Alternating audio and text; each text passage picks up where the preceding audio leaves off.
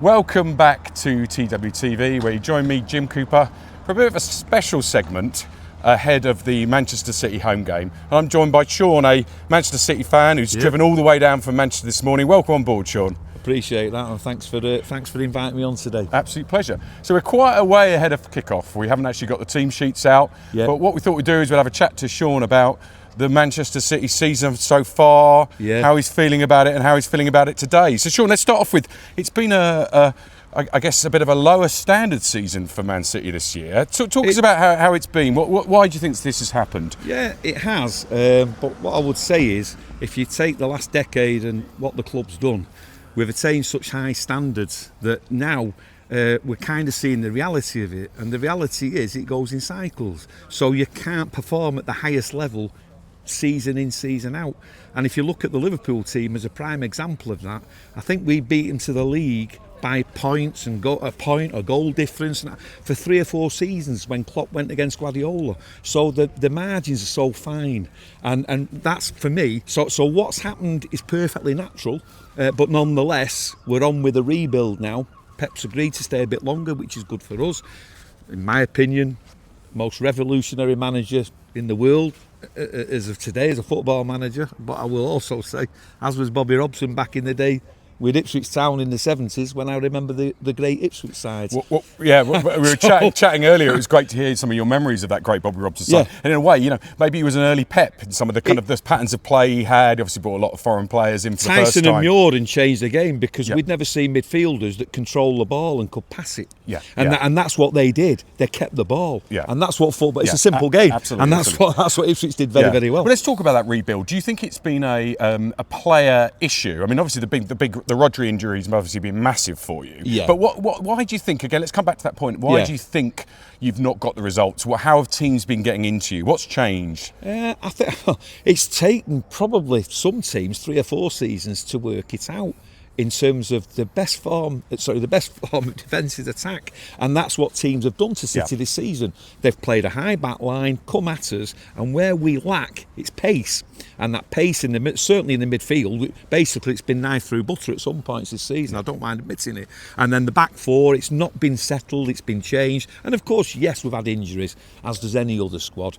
We're not actually, contrary to what a lot of people believe, we don't have the biggest squad in the league by a mile. We don't. And now there's an opportunity for some of our younger lads coming through. Of course, we've brought James McAtee back from Sheffield United after this season on loan.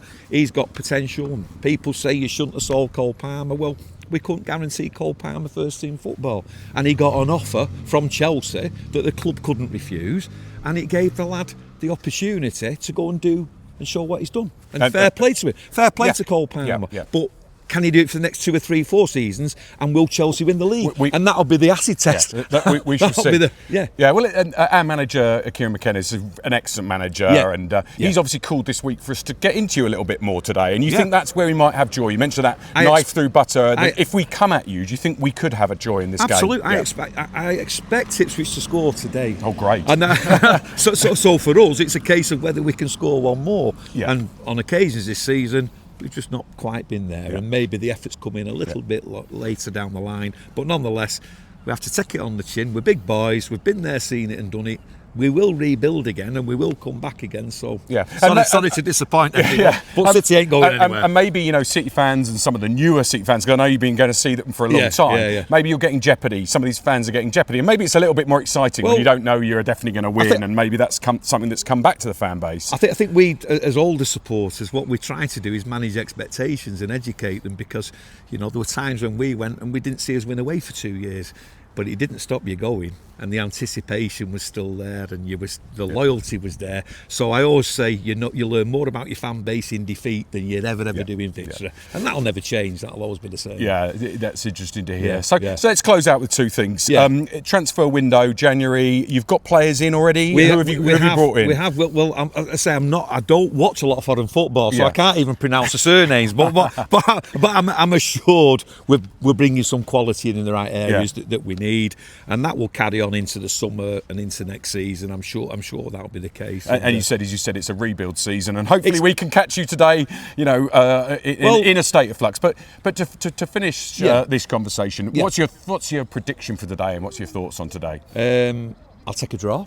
Oh, great! I'll take a draw as well. And I would say that we'll see you next season, because I believe you will survive this season, and I think you'll build on it, and hopefully you can get the stadium, bit of redevelopment done there, because of course you're a one club town. You've got a big area, the districts and what have you. So the support's there. It was in the 70s, but from what I remember, 38,000 on Portman Road. So those people are still here. That's right. And I think maybe unlike some of our survival rivals like Leicester and Southampton and Wolves, we've got stability. There's a good vibe. You'll see today. There's love for McKenna, even if we do lose. But hopefully we'll draw, as you said. Well, thanks so much for coming on, Sean. It's been a pleasure. Really good insights into Manchester City and the season you've had. If I may close out, just for the City of Manchester this week. Of course, we lost Tony Buck from our side and Dennis Lord, who also played for us, but obviously was a big name at Man United. Two historical names in football that were two players respected the world around by clubs, you know, good people. They were good footballers, but they were great people as well. And I think we've seen some great things on Match of the Day and Football Focus. And I'm hoping today, and I'm sure there will be a good moment to remember them before the match. And as you said, rightly so. Dennis Law was as you said, both a character and a great player. The legends of the game. Well, listen, I hope you're enjoying Ipswich. We're down by the marina. Enjoy the game, but not too much. Fantastic. And thanks so much for joining us. We'll be back after the game, where we'll discuss the result and the performance with Kallum and Phil. Thanks so much for watching, and please like and subscribe.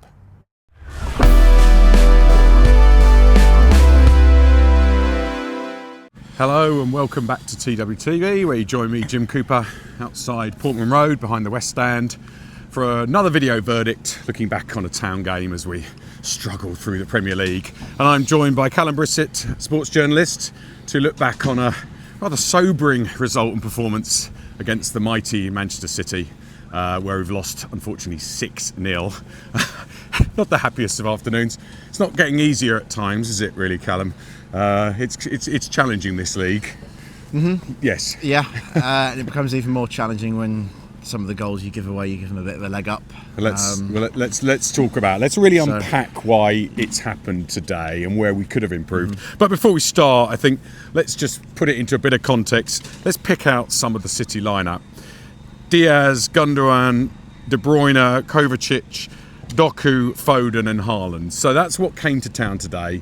And we spoke to Sean, as you'll have seen in the segment earlier, and he talked about the fact that it's not been a standard season for City, and teams have been getting into them and cutting into them a little bit. And I thought for the first 20 minutes, Kallum, we actually, we had some joy. In the first 20 minutes, we had 5 shots, 2 on target, 1 clear chance and 3 corners. And then it went a bit horribly wrong on the sort of 20-minute mark. Kallum, give us your overview of the game. Why do you think we suddenly opened up? What changed, and where could we have done better, please? I think, as you say, the first 20 minutes felt so different to the rest of the game. I thought in that stage, I thought we gave as good as we got. We had a couple of opportunities. They were having most of the possession, as you would imagine, but we were well in it. And then the first goal comes from kind of the underlap between De Bruyne and Doku down the left-hand side, which became a bit of a running theme. and then I think it was 2 goals in the space of about 3 minutes, and from there the game's gone. Yeah. From that point, and we were never going to get back into it. It was just a case of, can we at least stay in the game in terms of a scoreline perspective, and it ended up running away from us from there. Yeah, I mean, City had gone 2 up away at Brentford, hadn't they? And then they gave away or got back to a draw of 2-2. But Brentford have got a lot going forward. And let's pick out a few things for me, Kallum, and that I thought. One was in that 25-minute spell, we were getting up the ball well. Delap was very good at that point. I thought Jack Clark had an excellent run, but I did think that Hutchinson was getting up there, and there was huge amounts of turnover for him, wasn't he, that was bringing the play back. Did you notice that as well? Yeah, I did. I thought he wasn't the only one guilty of it, but he was perhaps the biggest culprit in terms of holding on to the ball for too long in those instances. And I think we had similar to that on Thursday night against Brighton. Some of the decision making perhaps needed to be a bit sharper. I think that's the difference at this level. You just need to be that one touch quicker and a bit sharper kind of in your decision making when choosing when to play the pass or when to run at your man. And I don't think we utilised Leif Davis enough down the left hand side. I thought there were times where he was open down that left hand side, and I think it was Mateus Nunes was playing as kind of the right back for Man City. He's not a natural right back, so I wanted to see him run at his man a bit more. Didn't end up happening, and then Manchester City looked quite good on the counter attack. That's kind of how the first goal came. Yeah. And then when it goes 1-0 to Manchester City and you look at the firepower that they've got, it's difficult from there. I think Davis was on his game, wasn't he? He was okay defensively, and you're right, it's a shame because he was forward many times and the crossfield ball was on. But when it did come through, we were really hurting them on the left, and he was combining with Jack Clark quite well, I thought. Let's just pick. I want to pick out one thing you said. The goals were coming from our right, their left. Yeah. They were overloading. Doku was on Johnson, and then De Bruyne would go on to Godfrey, and then someone else would come in, and we just got overrun there. And I've got to say, Johnson stays off his man too much. Doku's not the kind of player who you can give a couple of yards to. No. He needs to do better today, Johnson, do you think? Yeah, I think the whole right-hand side in particular, I think Godfrey as well guilty of that when it did get kind of closer into the box, particularly for I think it was the 4th goal, I think. The one that Doku's goal himself was a prime example of that, how he was kind of just able to get down their left-hand side, our right, and cuts inside and fires in. I think it might have taken a deflection on its way in as well, but I think that goal was, like I say, a prime example of that. Those two down the right, not quite good enough on their game to deal with the man today. Yeah, and I think we've been through that list of players. So we have to put today into context. This is an extremely good side. It's had a bit of a wobbly season. But we're in the same division, though. This isn't a cup tie. We're a minnow. We're competing on equals, and we have done with. And we've got Delap, who was a star with them or a young star with them. We've spent money on them. But I think the point I was going to make is we allowed them to click into gear, didn't we? We allowed them to go through the gears. We weren't putting enough strong tackles in, I thought. No. And they were getting so much joy. Let's, Kallum, just take a moment to sort of step through the team and the changes, because there were quite a few today, because obviously we've had a bit of a series of games very tightly packed. They've had 2-3 days more rest than us ahead for this. 2 days more rest. He obviously rested a few. Can you take us through the changes to the team? Walk through the whole team, please. I think there were 4. I could be wrong on that, but I think there were 4. A couple in defence. Ben Johnson came in on right wing back for a start for Wes Burns, as we touched on Johnson's performance there. Ben Godfrey, as we touched on him, he came in as well. Those two both coming into the 11. Luke Wolfenden dropped out of that one, and then Morsey returned in midfield, which we all kind of expected. He wasn't involved on Thursday. Phillips can't play, obviously, with the loan deal. With that in mind, and then Broadhead dropped out of the 11 for Jack Clark. Yes, who I thought looked okay at times in the first half, particularly on the ball, but the longer the game went on, he kind of became anonymous, and then he's going to be remembered for giving the ball away. It's a shame. He had that one lovely move in the start, not dissimilar from Broadhead against Brighton the week before. That lovely move where he broke through, broke past Foden. And then it was a really nice move. I was chatting to the guys in J Block behind me, and I think we were harping back to the Fulham away game. If only he'd got that goal that hit the post. He just needs a bit more confidence. And we need to see more from him overall. Yeah, absolutely. We haven't seen enough from him this season, and I think today was okay, it's a difficult opposition, but coming into the starting 11, it was an opportunity for him, and I'm not sure he took it. Yeah, he had moments, but again, he's not that strong sometimes in the press. Also, I think he made the mistake. He basically passed across the back, and it led to Doku going through. Was it? Yes, I believe so. Yeah, and then Haaland got the goal. That's off the correct. back of Yeah, and you could see his head was down. I really like to see Leif Davis was picking him up, and patting him on the back, getting him to keep going. And in some ways, I'm trying to find positives, Kallum. I know it doesn't feel like it, but we did at least close them out. We closed them out, stopped the goals, but probably they'd taken their foot off the gas a little bit at that point. Yeah, I mean, they were happy to knock the ball around. Let's talk about subs. We choked a bit before we came on. I thought Philogene did do some nice stuff. I thought he looks like he's got some great dribbling, ball feet control, and he was scaring the Man City defenders as much as you can do, in the sense they were staying off him a little bit, whereas I don't think they were doing it with some of the other players that were on there. I think they were happy to give us a space on the ball. At that point, it's 5-0, 6-0. Yeah. You can't really judge it at that point because the game's long gone. I mean, I like Luongo, at least Luongo when he came on, he shored it up a little bit. He did 2 or 3 really good things. He obviously hasn't got the pace to be a starter in the league, but it was nice to see Luongo come on and get some game time. Okay, let's start to close it out. I think not much more to say really. I think we basically were exposed a little bit in terms of quality. I did like the fact that we raised our game at the start. It's what we didn't have at Brighton, wasn't it, Kallum? We were. It was a better, stronger start. It was energetic start. Didn't the Portman Road crowd react to that? Yes, comparatively. Absolutely. Yeah. The atmosphere in the opening stages of the game was excellent, and it's exactly what the team needed. And I think the team bounced off of that in kind of the performance. The timing of the first goal kind of went against us, because the first goal wasn't coming at that point. Yes. It's just when it came, it became a completely different match from that point. We made it too easy for them to get that first goal. It wasn't. It was obviously, their interplay was brilliant today at times. The way they're moving it around on the edge of our box is fantastic. But we just made that first goal was just a bit too easy for them. Okay, well thanks, Kallum. I mean, I'll end on one positive on the atmosphere. I thought a lot of people did start to leave, but not huge droves today. But I thought it was really heartening that a lot of the lower north and upper north stayed behind.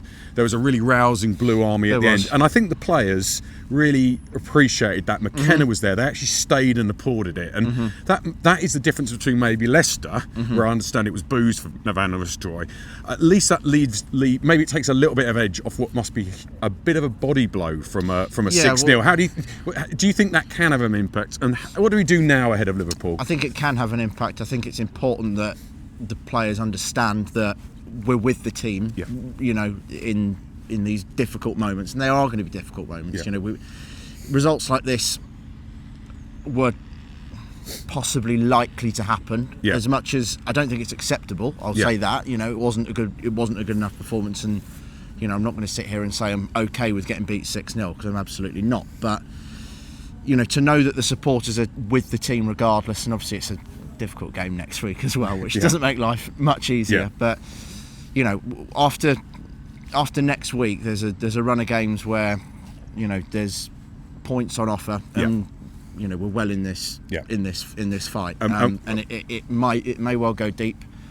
So we're going to need to be with the team all the way to the end. It's going to go to the wire. I think the fans are going to be hugely important. I just think the Southampton game is now massive, and we need the fans with us on that day, and hopefully that's where we can get 3 points to the ball and go again. Well, thanks very much, Kallum. Shame we're not a happier game to talk about and a more positive performance, but we move on. Our next segment's with Phil, View from the Press Box, and we'll talk about what's been going on in the Survival League. Lots of interesting things happening there. So thanks so much for tuning in, and please like and subscribe.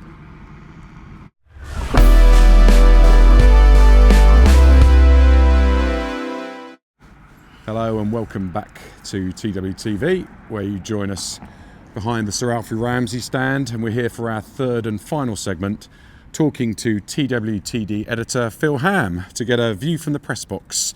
Thanks for being on again, Phil. Obviously, in such trying circumstances. Trying times today, isn't it? 6-0 is a proper loss. Let's get into it. So let's start off, Phil, if that's all right, with your own summary of the match and what you put in the match report. Well, I think it was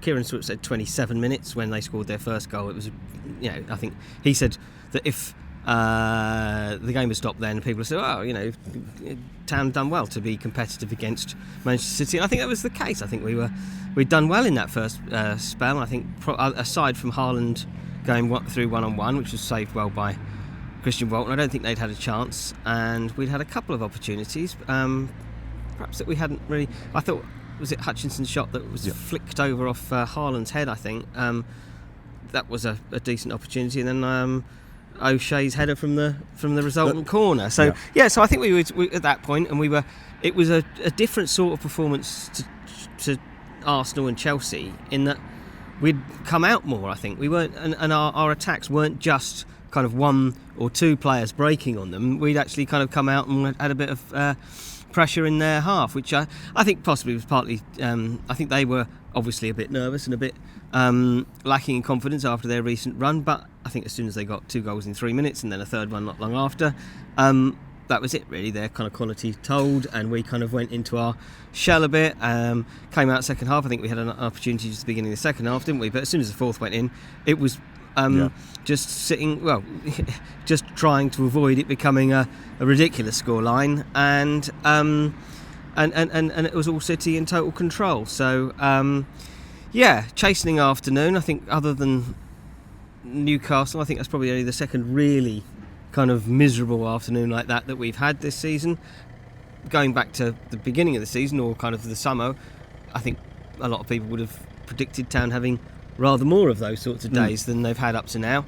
But that probably doesn't make it any less painful for us watching, and for the players, and for Kieran, and the ownership and everybody. But I think you do have to kind of look at it. It's Manchester City who, despite their recent toils, and Kieran said this in his press conference, are probably still the best club side in the world, and that they could do that to the other best sides in the Premier League on a day, and they could do that to the best sides in Europe on their day, and I think that's true. Yeah, I think just picking out a few things. I mean, McKenna had talked about hopefully seeing some progress from the Etihad Stadium, and we did see that, as you said. It, as we've spoken to Kallum earlier on, we did have that good 25-minute spell.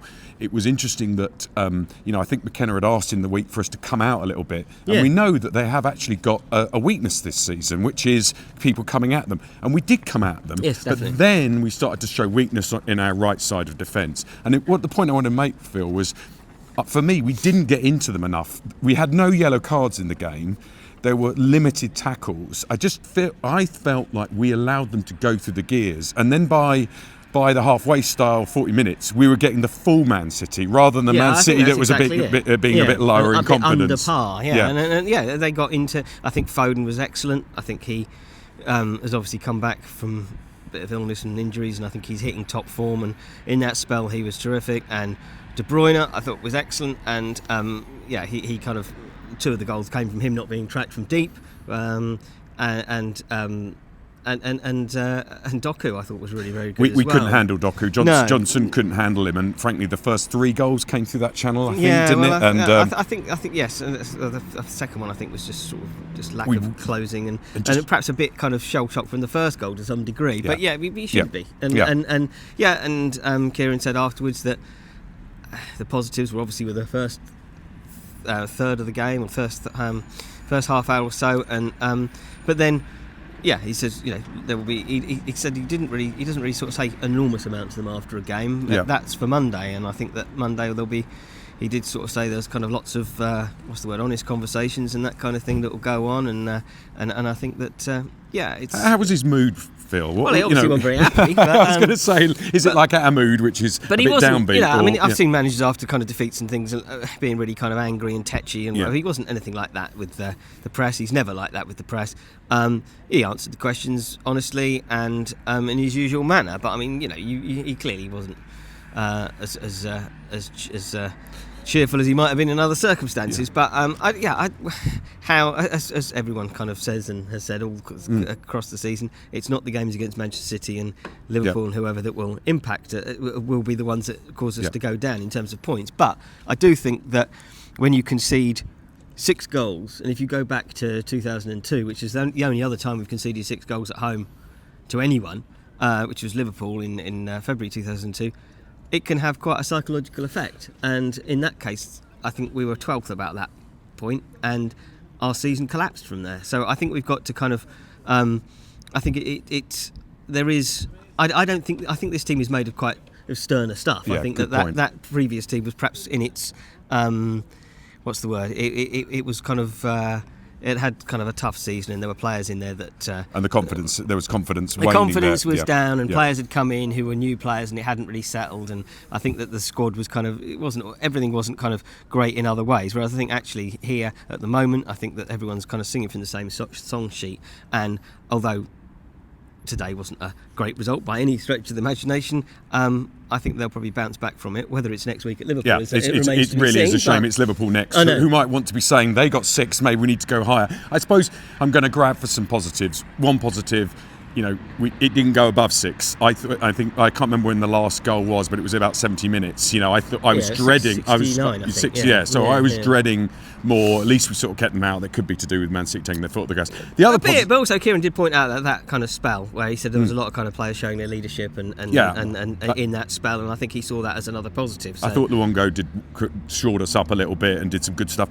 The other positive I thought was the reaction of the North Stand that stayed behind. Did McKenna mention that? Yes, he did. Well, he said that the fans stayed. It was terrific the way the fans stayed behind, and that there's kind of still this kind of the sort of link between the fans and the players is there, and that everyone kind of stuck at it despite the negatives. I really want to focus on that because I sense the players were starting to kind of move away a little bit, and McKenna came right forward to the North Stand. The players came with him, and they stood there and applauded the fans because good on the fans for sticking around. And they made a noise. It's not what you're seeing at the relegation rivals, and it was a better atmosphere in general. Yeah. Well, you're obviously seeing at Leicester. They're already on Van Nistelrooy's They're booing back, him already, and Wolves. There's a bit of kind of general discombobulation as we spoke and about before. That might be if we can keep the fans on side, they don't feel. But I think people are realistic. I think people kind of know that we've come up in from two divisions below. They looked at the teams last year that were the newly promoted teams that had all, well, two of them. Luton hadn't really kind of been a very established championship side, but and that how they struggled, and that we're coming up with players that 2 years ago were playing in League One. To still a fairly significant degree in the squad, and we've put ourselves in a position at the halfway stage where we're in a position where we can get ourselves out of it and stay up. I mean, one big blow, of course, is that the goal difference has now been hit. Because we were only talking a few days ago about coming out of the bottom three. We'll talk about that when we look at the survival. It may make a difference. Final thing on the sort of game and the performances, and before we summarise up using the 3 words, what do you think of Philogene when he came on? I can't really remember an awful lot, but there was some dribble. He tried to be positive. I think that's the thing you have to say. But I mean, obviously, it's very difficult in that circumstance to come on, son, on you go at 6-0. It's not easy, is it? Not a nice place to enter. I thought he did about 3 runs that I thought were quite impressive, and I thought. Again, he wasn't that involved as you said. We did 3 runs, but the Man City players were staying off him a little bit, and you could see that they knew he had the tricks. So I think that bodes well in the future. I mean, yes, he'll have plenty more involvement, and not an easy game for anyone to come into. But I'm sure we'll see more of him. Going forward. Well, let's use the Homer puts his 3 words up on the forum, the 3 key words that people then respond to. Let's use those to close out. 4 words. So So C. Bauer says not 1 tackle, and that picks up my point about no yellows in the game. I think that is valid. I'm not sure we were. Was it because we couldn't get near them, or were we just not maybe being aggressive enough in the tackles and the perhaps, press? I mean, there's also perhaps the thing of not wanting to give away too many free kicks around the penalty area because they know how dangerous some of the City players are. But I think there were moments here and there where a judicious challenge might be made. But I'm trying to think on the first goal. Can't really see where there might have been a chat, but yes, we just need to be closer to them on the first goal. Okay, moving forward, properly schooled today by Hoppy. Properly schooled today. It was, and as I said, I think they just suddenly we allowed them to go through the gears, and when they went through the gears and their confidence grew, because when they get to 3-0, their confidence is going to be flying. And another half to go. Yeah, and we almost gifted them that confidence. So, and we were schooled the way I think you're right about.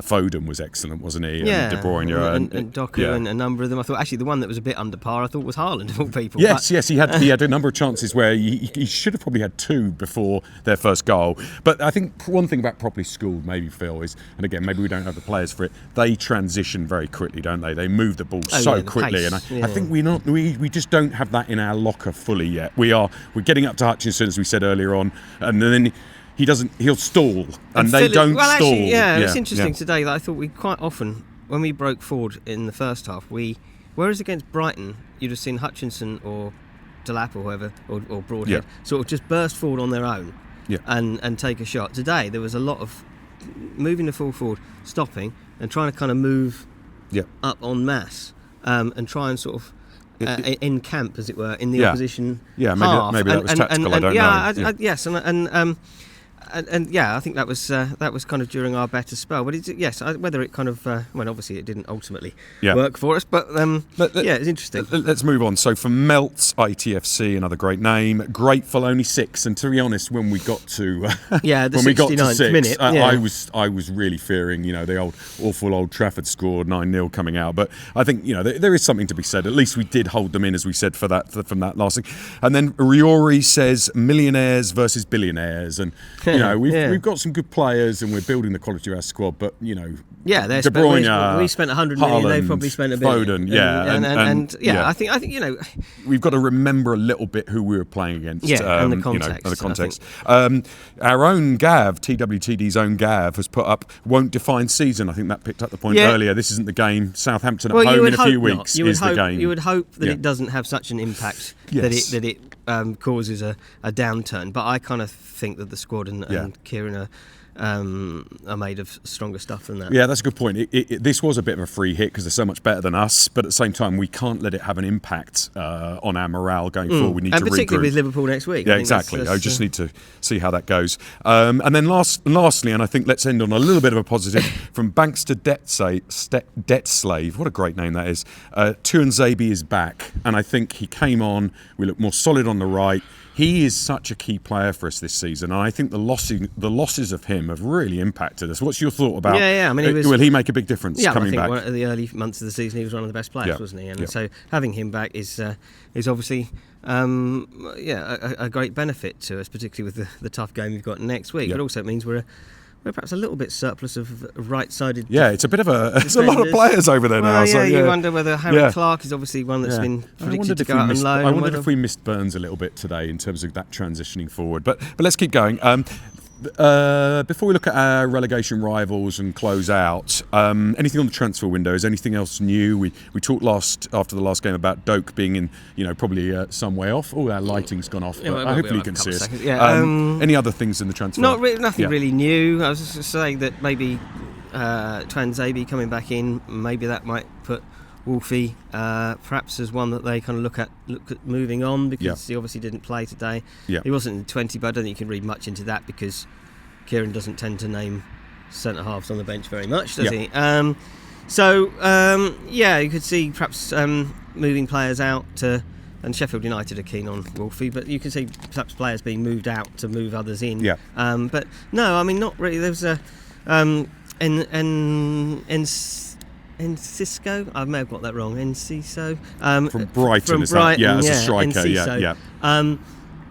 A forward rather than a striker, I think, rather than a number 9. He's, I think he's one that they've looked at and they know all about, but haven't made a move for. Right. So I do wonder whether that might be one that they maybe revisit before the end of the window, but they'll have plenty of others. I wonder what a 6-0 loss does to the attractiveness to some players. But let's see. Okay, let's finish this segment by looking around the Survival League, which is it's going to be so tight, as we talked about after the Brighton game. We are, as we know, we're back in the bottom 3. We've really allowed our goal difference to get a bit hit. But let's talk about the games around us. Certainly on Saturday, Leicester, who are really falling apart now. That's booing for Van Nistelrooy early in his tenure there. They lost 2-0 at home to Palace. West Ham wobbling a bit. That's not a good right. Apparently, it was a poor performance from West Ham. They lost at home to Palace as well. I've got that wrong, haven't I? Who did Leicester lose at home to? I can't remember. Anyway, West Ham lost at home to Palace. Everton have unfortunately today beaten Spurs 3-2. So Ange under a lot of pressure now, and a disappointing result for us because we were hoping Moyes wouldn't start to get too many results on the board. And then Forest have beaten. Forest beat Saints, Southampton 3-2. Unsurprisingly, Southampton really are just looking like a banker to be below us. Leicester lost 2-0 at home to Fulham. Oh, thank you very much. And you know, Fulham, a strong side alongside the likes of Brighton and Bournemouth. Interestingly, also today, Man U lost again at home to Brighton. As we said, Brighton are strong. You know, a lot of pressure again on Amorim. Puts a bit of context of our defeat the other night. That they're I think that's a really good point. You know, Brighton are a very strong side to be, you know, beating Man U away. And United having a tough season. Whether they get dragged in is probably unlikely. But I think the kind of standout result from our perspective was Everton winning, which is what we wouldn't have wanted. Yeah, and also the fact they scored 3 goals. I know, which is just unheard of. I think Dominic Calvert-Lewin did score, and we were talking about that today, that has been a problem. So a real boost for Moyes and a boost for Everton. It'll boost their fans as well, who've been in a bit of a bad place. So as a result of that, I should mention tomorrow night it's Chelsea Wolves at Stamford Bridge. We really need Chelsea to beat Wolves there. I'll be watching that one. And then, so our league position, we're 18th. We've got 16 points. Behind Wolves on goal. Yeah, by 6 by now. 6 now. It was goals scored. We've got minus 23 goal difference now, Phil. That's a challenge. Yeah. So we played 22. We've won 3. 7 draws, 12 losses. We're down to 0.73 points per game, and we need that to get back up to 1, I think, if we've got a chance of survival or getting that way. So that's it. Obviously, a bit of a sad day as a town fan. Not the best day. I'm glad we had that North Stand moment at the end, finished with a bit of a positive. I think that's a positive. And hopefully that'll lift the players, because we go into a big one. So what's your thoughts on Anfield? I won't be there next week, Phil, but how are you feeling about that one? What do we need to do? Well, again, it's just ridiculously tough, isn't it? And you just you've got to go out there and you've got to kind of put a game plan together. Whether they go for the kind of more, the sort of low block type thing that's worked against Chelsea, can see that happening. and to an extent against Arsenal, I don't know, but. I think that they've got to kind of, show character to kind of bounce back from a result like this away at Anfield.